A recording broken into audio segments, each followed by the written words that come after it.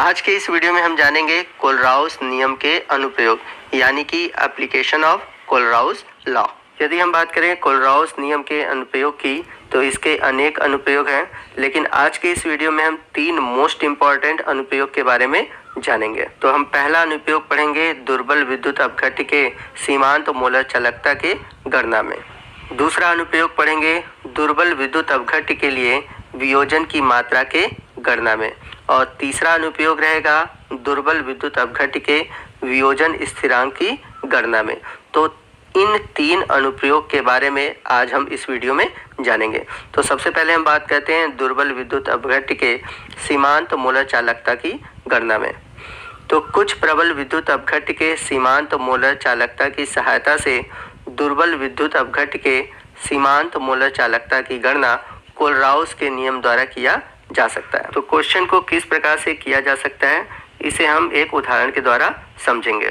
जैसे यदि हम बात करें NaCl, HCl एवं CH3COO Na के लिए सीमांत मोलर चालकता क्रमशः 126.4, 425.9 और 91 सीमेंस सेंटीमीटर स्क्वायर प्रति मोल है। CH3COOH के लिए सीमांत मोलर चालकता की परिकलन कीजिए। अर्थात यहाँ पर क्वेश्चन में कह रहा है कि कुछ प्रबल विद्युत अपघट्य दिए गए हैं और उनकी सीमांत मोलर चालकता भी दी गई है और इसकी सहायता से हमें CH3COOH यानी कि दुर्बल विद्युत अपघट्य के सीमांत मोलर चालकता की गणना करना है। तो सबसे पहले हम ये काम करेंगे, यहाँ पर जितने भी यौगिक दिए गए हैं इन यौगिकों की सहायता से हम एक रासायनिक समीकरण लिखेंगे, या फिर हम यह भी कह सकते हैं कि एक संतुलित रासायनिक समीकरण लिखेंगे। तो देखिए यहाँ पर मैंने समीकरण लिख दिया है। तो यहाँ पर हम देख सकते हैं कि CH3COOH है, इसकी अभिक्रिया NaCl से कराएंगे तो हमारा बनेगा CH3COO Na और HCl। अब इस समीकरण में हम देखेंगे जो NaCl है इसकी सीमांत मोलर चालकता हमें दी गई थी और इसका मान था 126.4। वहीं इसके अलावा हमें CH3COO Na की भी सीमांत चालकता दी गई थी जिसका मान था 91। वहीं हम बात करें HCl की तो HCl का दिया था 425.9। तो इन तीनों की सीमांत मोलर चालकता हमें ज्ञात है। तो हमें करना क्या है, CH3COOH के सीमांत मोलर चालकता की गणना करना है जो कि हमें पता नहीं है। तो यहाँ पर हम इसे मान लेते हैं x, यानी कि x सीमेंस सेंटीमीटर स्क्वायर प्रति मोल, या फिर कह सकते हैं मोल यूनिवर्स। तो हम करेंगे क्या कि आपके लेफ्ट साइड यानी कि जितने भी रिएक्टेंट हैं उनकी मोलर चालकताओं को ऐड करेंगे तो उनका जो एडिशन आएगा वो आपके राइट साइड जितने भी कंपाउंड के मोलर चालकता दिए गए हैं यानी कि सीमांत मोलर चालकता दिए गए हैं उनके योग के बराबर आएगा। तो यदि हम लेफ्ट साइड देखें तो x प्लस 126.4 और राइट साइड देखें तो 91 प्लस 425.9। तो इधर x के पास 126.4 प्लस में है तो आपके राइट साइड जाएगा तो माइनस में हो जाएगा। तो जब हम इसे सॉल्व करेंगे तो हमारा x का वैल्यू आएगा 390.5 सीमेंस सेंटीमीटर स्क्वायर प्रति मोल। तो आपने देखा कि कैसे हम लोगों ने प्रबल विद्युत अपघट्य के सीमांत मोलर चालकता से एक दुर्बल विद्युत अपघट्य के सीमांत मोलर चालकता की गणना की है। अब यहाँ पर आपके दिमाग में एक बात आ रही होगी कि यहाँ पर कैसे कोलराउस के नियम का अनुप्रयोग किया गया है। तो देखिए कोलराउस के नियम में ये कहा गया है कि जब कोई आयन बनता है यानी कि NaCl में आप देखें Na है तो Na की यानी कि सोडियम आयन की जो सीमांत मोलर चालकता है उतनी होगी जितनी इधर है और इतनी इधर होगी, यानी कि कोई भी आयन किसी भी यौगिक से बने उसकी सीमांत मोलर चालकता उतनी ही होती है। तो इस आधार पर मैंने कहा कि जितनी सीमांत मोलर चालकता इधर होगी उतनी ही सीमांत मोलर चालकता इस साइड भी होगी। तो जैसे यहाँ पर एसिटिक एसिड है तो यहाँ पर टूटेगा तो एसीटेट आयन बनेगा और हाइड्रोजन आयन बनेगा। तो जो वैल्यू यहाँ पर एसीटेट आयन की है वही वैल्यू यहाँ पर एसिटिक एसिड में भी होगी। तो यदि हम यहाँ पर मान ज्ञात कर लेते हो तो यहाँ पर भी हम मान निकाल सकते हैं। जैसे यहाँ पर बनेगा हाइड्रोजन आयन, यदि हाइड्रोजन आयन का हम मान निकाल लें तो यहाँ से भी हम उसको क्या कर सकते हैं, जोड़कर निकाल सकते हैं।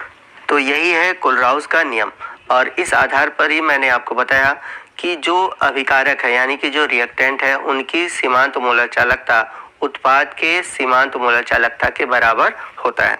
तो उम्मीद है कि आपका पहला पॉइंट क्लियर हो गया होगा।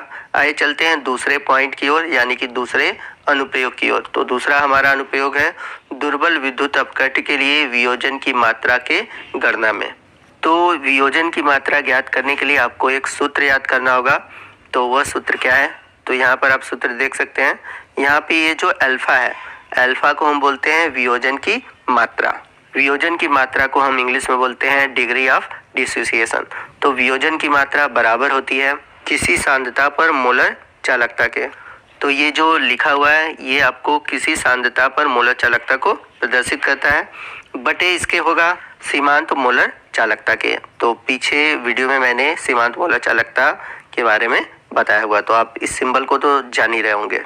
तो यहाँ से यदि हमें किसी विलयन की सीमांत मोलर चालकता ज्ञात है तो हम किसी भी विलयन की वियोजन की मात्रा की गणना कर सकते हैं। अब बात आती है कि सीमांत मोलर चालकता की गणना कैसे करेंगे। तो सीमांत मोलर चालकता की गणना हम करेंगे कोलराउस के नियम से। तो ये देखते हैं इस समीकरण में कौन क्या है। तो अल्फा, जैसा कि मैंने बताया था, इसे बोलते हैं वियोजन की मात्रा, और लैम्डा एम सी किसी सांद्रता सी पर मोलर चालकता, और लैम्डा एम नॉट जो है सांद्रता शून्य पर मोलर चालकता, जिसे हम सीमांत मोलर चालकता कहते हैं। तो ये था हमारा दूसरा अनुप्रयोग। अब बढ़ते हैं हम तीसरे अनुप्रयोग की, जो कि है दुर्बल विद्युत अपघट्य के वियोजन स्थिरांक की गणना में। तो देखिए क्लास 11th में आप इक्विलिब्रियम यानी कि रासायनिक साम्य में हम लोगों ने एक फार्मूला पढ़ा है, यदि आपको याद होगा, कि ए बराबर C alpha square upon 1 minus alpha. तो यहाँ पर के ए क्या है? किसी दुर्बल विद्युत अपघट्य के लिए वियोजन स्थिरांक होता है। सी होता है सांद्रता, और अल्फा, जैसा कि हम लोगों ने पीछे पढ़ा था, जिसे हम बोलते हैं वियोजन की मात्रा।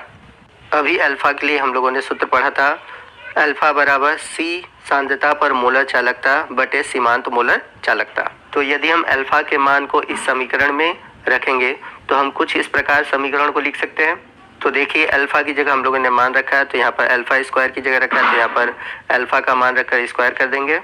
वही नीचे की ओर 1 माइनस अल्फा था, तो यहाँ भी अल्फा का मान रखेंगे, और कुछ इस तरह से हमारा इक्वेशन आएगा। अब इस इक्वेशन को हम लोग सिंपल करेंगे, यानी कि सॉल्व करेंगे। तो सॉल्व करने पर कुछ इस तरह का इक्वेशन आपको आएगा। राइट साइड आप देख सकते हैं। तो सी सांद्रता पर मोलर चालकता का स्क्वायर बटे सीमांत मोलर चालकता का स्क्वायर, और नीचे की ओर हम लोगों ने एलसीएम लेकर इसको सॉल्व किया है। तो आप देख सकते हैं कैसे होगा। अब देखिए नीचे का जो सीमांत मोलर चालकता है वो ऊपर के सीमांत मोलर चालकता से कैंसिल हो जाएगा।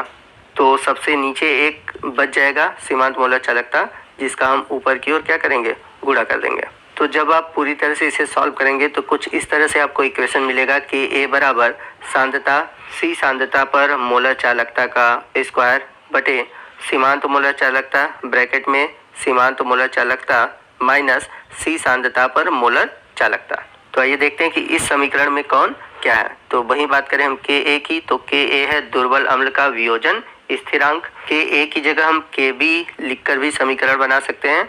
तो वहाँ पर के बी जो हो जाएगा दुर्बल क्षार का वियोजन स्थिरांक। यहाँ पर सी होगा विलयन की सांद्रता, और लैम्डा एम सी जो है किसी सांद्रता सी पर मोलर चालकता, और लैम्डा एम नॉट जो है सांद्रता शून्य पर मोलर चालकता, जिसे हम सीमांत मोलर चालकता कहते हैं।